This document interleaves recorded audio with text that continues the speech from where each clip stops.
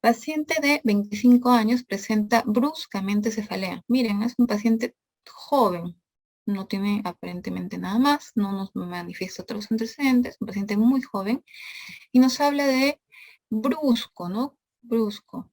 Una cefalea intensa asociada a trastorno de conciencia, y al examen ya se encuentra alerta, está lúcido, pero encontramos rigidez de nuca y no hay déficit motor ni sensitivo. Este es el cuadro clínico característico de una hemorragia subaracnoidea, ¿no? Excelente las respuestas, excelente. No se olviden, pacientes generalmente jóvenes, más es en mujeres, cefalea súbita o brusca, ¿no? Siempre vamos a usar esa palabra. Va a haber al examen rigidez de nuca, nuestro paciente generalmente va a estar lúcido y no hay ningún déficit motor, ¿no? Listo. ¿Cómo lo diferencia una meningitis bacteriana? El paciente pues estaría con un trastorno de conciencia terrible, asociado a fiebre y algunos otros cambios, pues, ¿no? De sepsis, ¿no? Porque son cuadros muy severos. Meningismo no se presenta con una cefalea súbita. Generalmente el meningismo que es asociado, por ejemplo, a alguna irritación meningia distinta, no se asocia a cefalea súbita, ¿no? Puede haber cierto grado de cefalea, pero no súbita. Las malformaciones arteriovenosas, si bien cierto, pueden dar cuadros agudos, no van a tener siempre un déficit focal, ¿no? Va a haber algún déficit motor, por ejemplo, algún déficit focal. Y la neurocisticercosis racemosa puede dar cuadros de hipertensión endocriniana que pueden simular mucho meningismo también, pero aquí no va a haber una cefalea súbita intensa, sino una cefalea más larvada, ¿no? Una cefalea subaguda a crónica, para que podamos diferenciar. Dice, ante la sospecha de hemorragia subaracnoidea, ¿cuál es el examen auxiliar de elección? Ya respondieron, TAC cerebral, ¿no? Perfectísimo. ¿Qué hacemos? En nuestro paciente, de la pregunta anterior, tenemos un paciente en el que sospechamos, ¿no? Una hemorragia subaracnoidea. ¿Cómo lo comprobamos? Si estamos en la emergencia, pues sacamos una tomografía sin contraste. En la tomografía sin contraste se pueden ver con mucha claridad las hemorragias subaracnoideas. Sin embargo, hay casos en que las tomografías pueden ser negativas. Por ejemplo, en nuestro paciente, si la tomografía se ve normal, ¿qué es lo que procedemos a hacer? Una punción lumbar. ¿Y qué es lo que vamos a buscar en nuestra punción lumbar? Los crinocitos, que se da por el traspaso pues, de los eritrocitos desde el cráneo hasta la parte final pues, de la columna donde se hace la punción lumbar. ¿Sí? Eso es lo que vamos a encontrar. Perfecto. Listo. Seguimos. Varón de 25 años presenta bruscamente cefalea intensa, precedida de vómitos, con pérdida de conocimiento y posterior caída al suelo. Examen físico, rigidez de nuca y no se encuentra signos de focalización. Muy parecida a la pregunta, ¿no? ¿Cuál es el diagnóstico más probable? Probablemente es una hemorragia subaracnoidea, ¿no es cierto? Perfecto. Y acá nos dicen con A de aneurisma, excelente, ¿no? Acá para recordar solamente que la principal causa de hemorragia subaracnoidea a secas, ¿no? Si hablamos de hemorragia subaracnoidea, la principal causa es la traumática. Pero si es un paciente como el que vemos en nuestro caso clínico, donde hay una hemorragia subaracnoidea espontánea,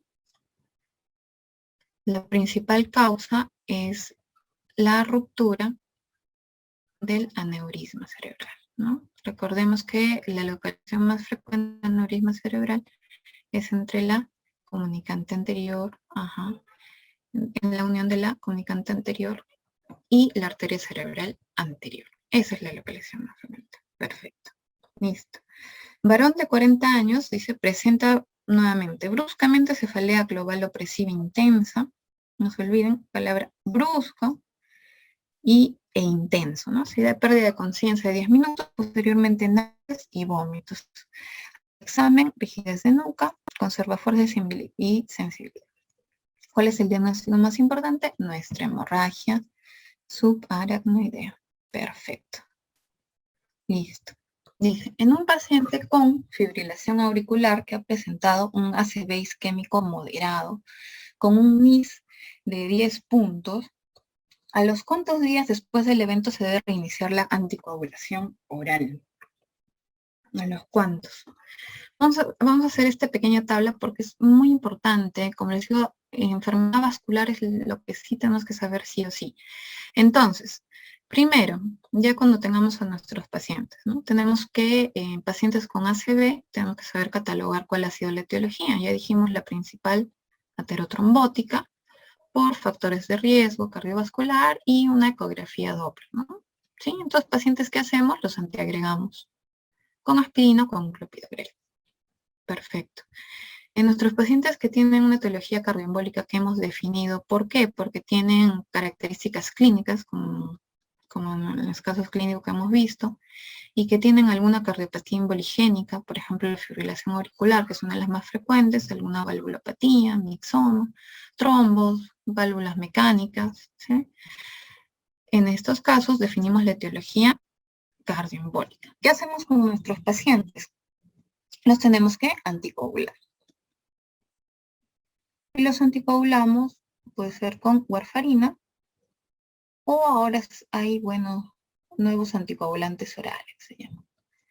¿Cuál es la diferencia? Con la warfarina vamos a necesitar muchos cuidados en la dieta y algunos medicamentos porque pueden interferir con su metabolismo. En cambio, los nuevos anticoagulantes orales no se interfieren por nada, ¿sí?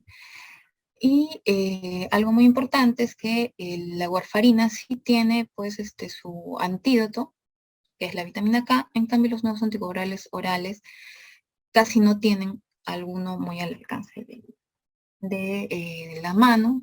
Lo único que tiene es el Dabigatran, los demás no lo tienen. Entonces, cuando vamos a anticoagular a nuestro paciente, tenemos que tener en cuenta si el ACV que ha presentado ha sido grande o pequeño. ¿Por qué? Porque si ha sido muy grande puede haber mucho riesgo de transformación hemorrágica y eso puede ser contraproducente en nuestro paciente. Para ello, en las últimas guías se está utilizando la escala de NICE. Recordemos que nuestra escala de NICE es la que utilizamos al inicio de nuestros pacientes para valorar el déficit del tamaño del infarto cerebral. Entonces, con esta escalita, ahora también lo utilizamos como guía para la anticoagulación. Si tenemos un NIS menor o igual de 8, vamos a anticoagular al tercer día. Si tengo un NIS menor de 8 a 15, vamos a anticoagular al sexto día. Y si tenemos un NIS mayor de 15, mayor o igual de 16, pues, ¿no? Vamos a anticoagular al doble, ¿no? Al doble, 3, 6 y 12. Eso es lo que vamos a ver. Este es un infarto cerebral pequeño, menor, un infarto mediano y un infarto bastante grande. ¿Y qué pasa si nuestro paciente tiene un TIA de origen cardioembólico? También, pues, ¿no? Lo tenemos que anticoagular inmediatamente, ¿no? No hay que esperar. Perfecto. Listo. Entonces, al sexto día. Uy, ¿qué pasó? Se puso la respuesta. Aquí me están preguntando mayor a 8 o mayor o igual. A ver, perdón, no veo bien un ratito. Ya. Sí. Menor de 8. Un NIS menor de 8 es un infarto menor. Si es de 8 a más, hasta 15, si es de 8 a 15, es un infarto mediano, y si es mayor de 15, es un infarto grande. Listo. ¿Cuál es el valor de la presión arterial a manejar en un paciente con ACV isquémico con indicación de trombolisis? Aquí se marca la respuesta que está un poquito mal, ¿no? Un poquito bastante. Exacto. La respuesta es la 185 sobre 110, según las últimas valoraciones, ¿no? A nuestros pacientes que van a tener, a que vamos a trombolizar porque han llegado entre las 3 hasta las 4.5 horas y han cumplido con todos nuestros criterios, tienen que mantener una presión de inicio como que durante toda la trombolisis menor a esto, ¿no? Menor de 185 sobre 110, y para ello utilizamos de preferencia el labetalol de elección. En cambio, en un paciente que no va a ser trombolizado, podemos manejar o esperar a que nuestro paciente tenga presiones mucho más elevadas como las que mencionan aquí, ¿sí? Porque queremos mantener un poquito más nuestra zona de penumbra, es decir, nuestra zona del infarto que todavía no, con células que todavía no han muerto. Excelente. Varón de 50 años. Presenta bruscamente cefalea de gran intensidad, ¿sí? Vómitos y fotofobia, antecedente de hipertensión arterial en tratamiento irregular. Al examen, la presión arterial es un poco alta, hay rigidez de nuca. ¿Cuál es el diagnóstico más probable? La ruptura de aneurisma intracerebral, ¿no? Es un paciente joven, realmente. En pacientes con aneurisma hay factores que promueven la ruptura, ¿no? En pacientes que ya tienen el aneurisma, por ejemplo, la hipertensión arterial es un factor, sobre todo si no está controlada, es un factor de riesgo de ruptura, de mayor riesgo de ruptura de aneurisma. Entonces ahí nos dice todo, ¿no? Tiene cefalea de gran intensidad y rigidez de nuca sin nada más, ¿no? Entonces una ruptura de aneurisma intracraneal. Perfecto. Listo. Adolescente, igual, ¿no? Con sinusitis, presenta fiebre, presenta confusión, parálisis de músculos oculares y proptosis del ojo. ¿Cuál es el diagnóstico más probable? Trombosis seno-cavernosa. Muy frecuente de que nos pregunten, ¿no? No se olviden que nuestro seno cavernoso alberga muchos pares craneales y a nuestra arteria carótida en una de sus porciones.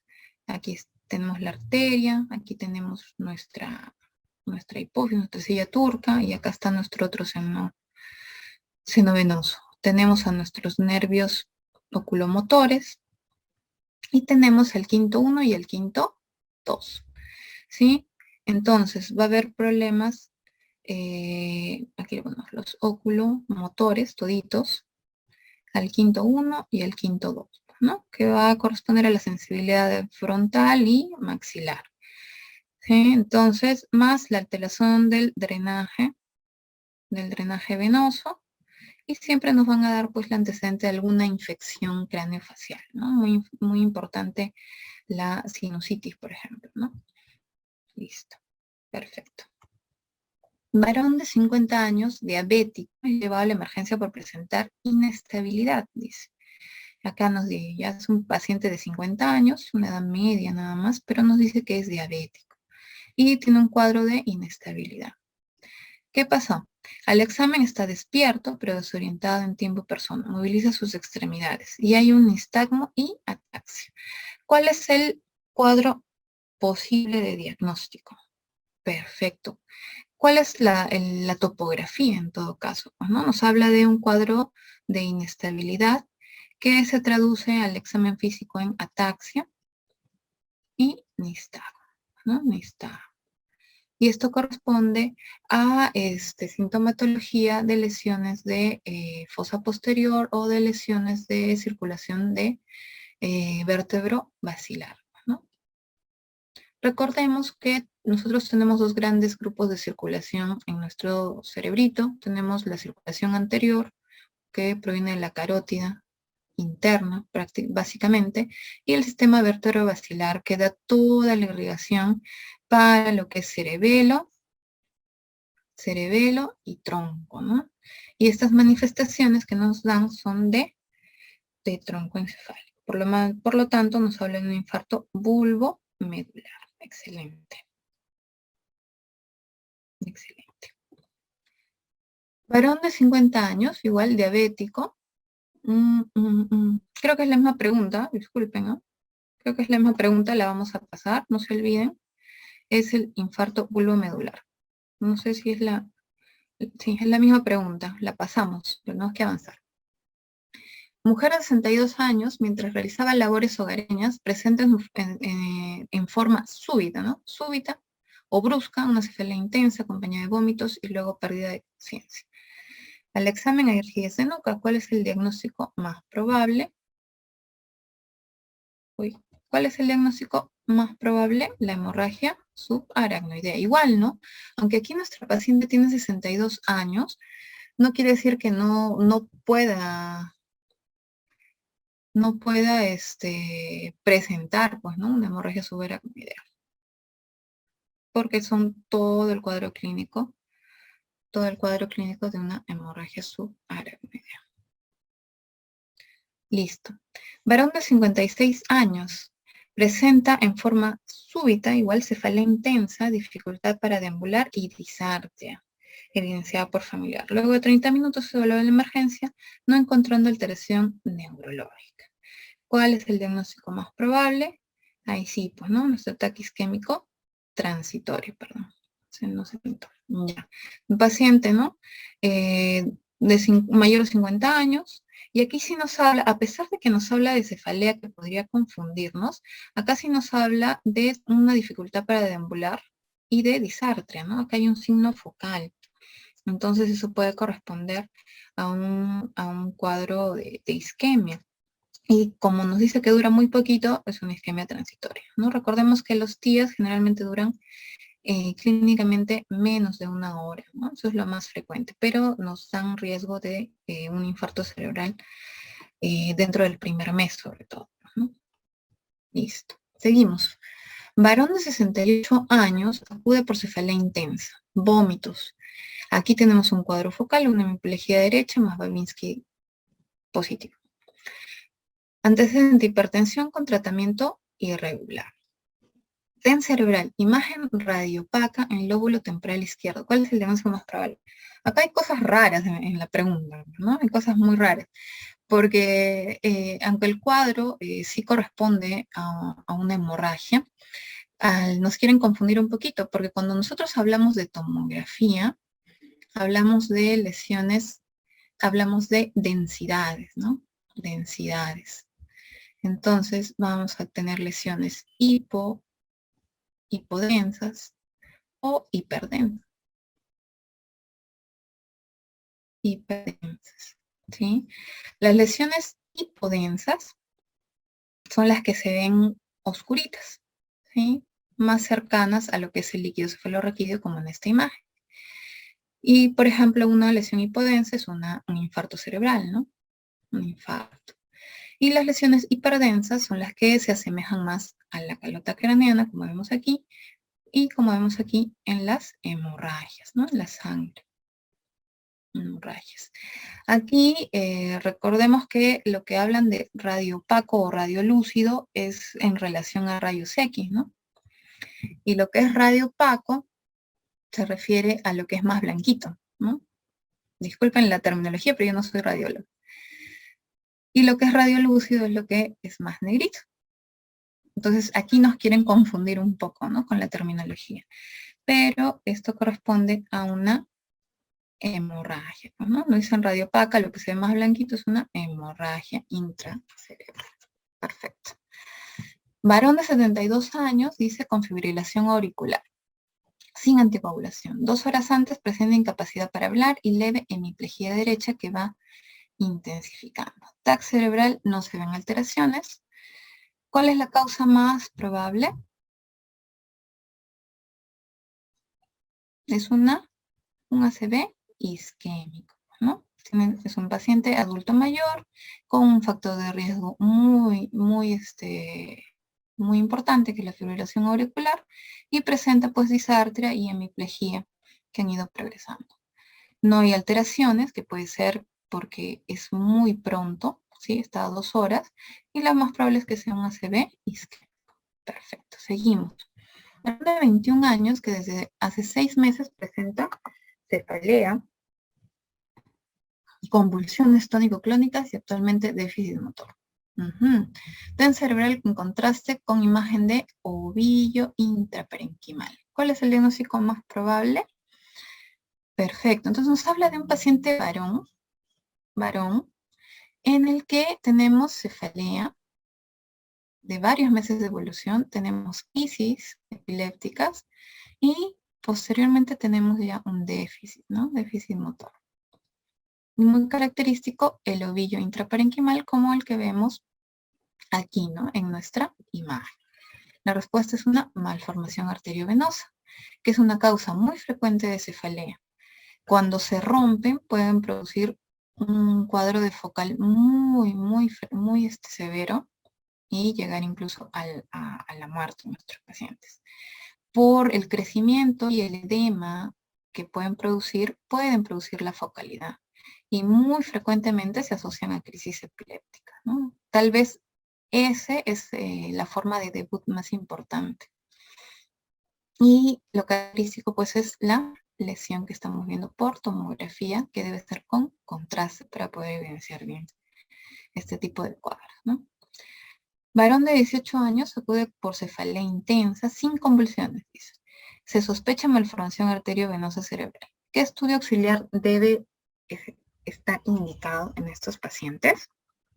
¿Qué estudio? Listo. Primero, para el diagnóstico de malformación arteriovenosa, específicamente es una tomografía con contraste, ¿no? Nos ayuda mucho como en este caso. Sin embargo, el gold estándar es una panarteriografía cerebral, no una angiografía carotídea, porque eso solamente nos permite ver vasos carotídeos en cuello y parte de cerebro, pero no en todo el cerebro. Entonces esta no es. Resonancia con contraste sí nos permite no solamente ver la malformación, sino que nos permite ver mucho más las estructuras que están comprometidas. Entonces, la respuesta en este caso es resonancia con contraste. Como le digo, aunque se puede ver la lesión, ya se puede ver la malformación con tomografía con contraste, la resonancia nos permite ver mucho mejor no solamente la malformación, sino también las estructuras que se están afectando. Entonces, la respuesta aquí es la resonancia con contraste. Si a mí me hubieran puesto una panarteriografía cerebral, eso hubiera sido la mejor respuesta en este caso.